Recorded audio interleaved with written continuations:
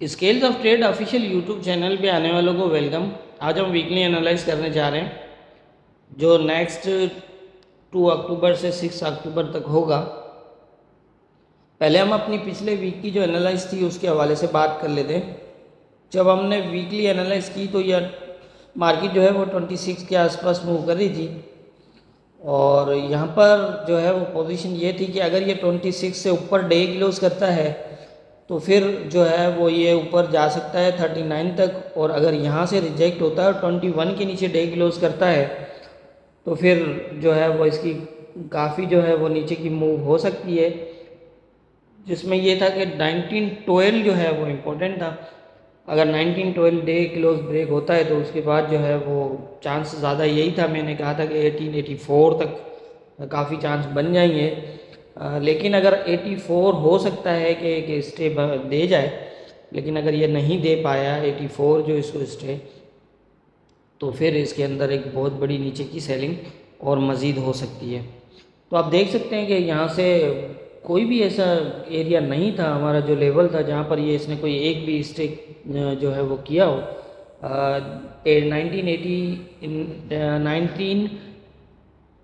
1912 वाला जो एरिया वो है वो भी एक अच्छे वॉल्यूम के साथ ब्रेक था। फिर जो है 1898 भी जो है यहाँ पर कुछ थोड़ा सा इसने स्टे दिखाया था, लेकिन वो भी अब जाहिर है स्टे का मतलब ये होता है कि हमें दो कम से कम एक लेवल ब्रेक ना हो और ब्रेक ना हो लेवल पहले, और दूसरी बात ये है कि लेवल से ऊपर ऊपर उसके दो एक साथ बुलिश क्लोज होते हैं, तो यहाँ ये अंदाज़ा लगता है कि ये यहाँ पर स्टे कर सकता है। तो यहाँ पर आप देखें कि एक छोटा सा बुलिश कैंडल क्लोज था इसका डे में, और उसके बाद जो है फिर मज़ीद फिर वही किया उसने, और यहाँ पर जो है वो 1884 जो है वो ब्रेक कर दिया इसने। और आप देख सकते हैं कि 1884 ब्रेक करने के बाद जो है वो एक अच्छी खासी जो है वो एक तकरीबन मूव लग गई, नियर अबाउट तकरीबन 400 पिप्स नीचे और चला गया। तो ये थी हमारी नेक्स्ट जो है वो प्रीवियस जो वीक था उसकी एनालाइज। अब देख लेते हैं हमारे नेक्स्ट वीक के लेवल्स इंपॉर्टेंट कौन से होंगे। नेक्स्ट वीक के लिए जो हमारे इम्पोर्टेंट लेवल्स हैं वो कुछ इस तरह है। यहाँ पर मार्केट की मूवमेंट जो डे के हिसाब से लग रही है वो थोड़ी सी अप डाउन होगी, तो उस लिए जो है वो मैंने डे के हिसाब से जो है इसको मूवमेंट बनाने के लिए लेवल्स बनाए कि आपने कौन सा लेवल किस तरह फॉलो करना है। अगर तो ये इस एरिया को ब्रेक क्लोज करता है डे में तो ये दोबारा इस एरिया को टेस्ट करेगा 61 वाले को, ठीक है। और यहाँ देखिएगा कि अगर ये 61 को प्रॉपर टेस्ट करता है तो फिर यहाँ से ये जो है वो 1860 का एरिया होगा, एक मूवमेंट ये है। और दूसरा ये है कि अगर ये यहाँ से प्रॉपर टेस्ट करता है और इस एरिया को ब्रेक क्लोज करता है, मतलब डे का ब्रेक क्लोज, तो फिर ये इस तरह की मूवमेंट बना के यहाँ तक आ सकता है, ठीक है। अच्छा, 1888 का जो एरिया है ये काफ़ी हद तक जो है वो रिजेक्शन रहेगा, ये दोबारा इस तरह की मूवमेंट, मतलब ऊपर आप बाइंग नहीं करेंगे। अगर ये ऊपर निकल जाता है तो वेट करेंगे। हाँ, अगर 88 के ऊपर भी अगर क्लोज करता, देखिए ये जब तक ये 1860 और 79 1795 वाला एरिया वीकली के लेवल्स जो है ये टेस्ट नहीं करता, तब तक यहाँ से कोई बड़ी बुलिश जो है वो चांस नहीं है बुलिश होने के। हाँ, ये जा सकता है ऊपर, अगर ये यहाँ तक जाता है यहाँ तक जाता है, लेकिन यहाँ अगर ये यहाँ से भी ब्रेक करके अगर ऊपर निकला तो भी इसको आना पड़ेगा यहाँ तक, ठीक है। तो इस तरह की मूवमेंट होगी ऊपर से नीचे की तरफ।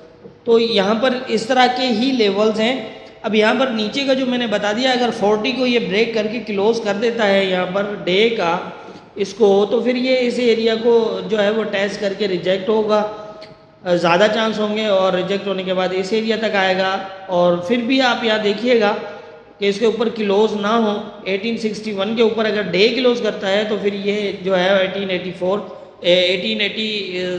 से 88 वाला जो एरिया है ये टेस्ट करेगा, और यहाँ से अगर ये रिजेक्ट होता है तो फिर 1860 का एरिया नीचे की तरफ, और अगर इसको भी ब्रेक करता है तो फिर 1910 वाला एरिया है। ये डे के लेवल हैं, वीकली एनालाइज है हमारी, जो डे के लेवल है इनको आप डे के लेवल्स के हिसाब से फॉलो करिएगा।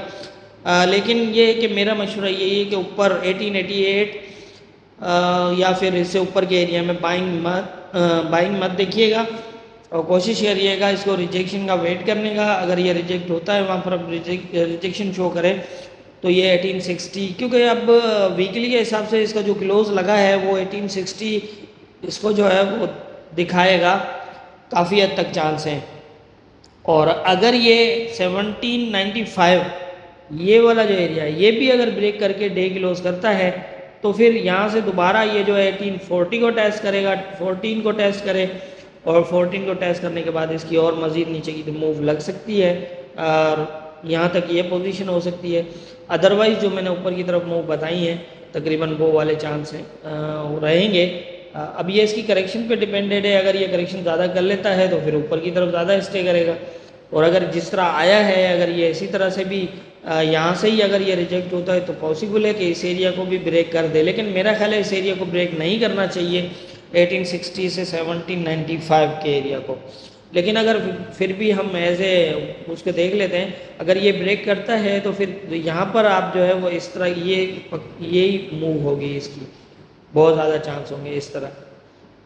तो लेकिन ये है कि मेरा मशवरा ये है कि यहाँ फिर नीचे के एरियाज़ में आप जो है वो सेलिंग फ़िलहाल ना देखें, क्योंकि इसे जो है वो एक बाइंग जो है वो इसकी पोजीशन एक बननी है।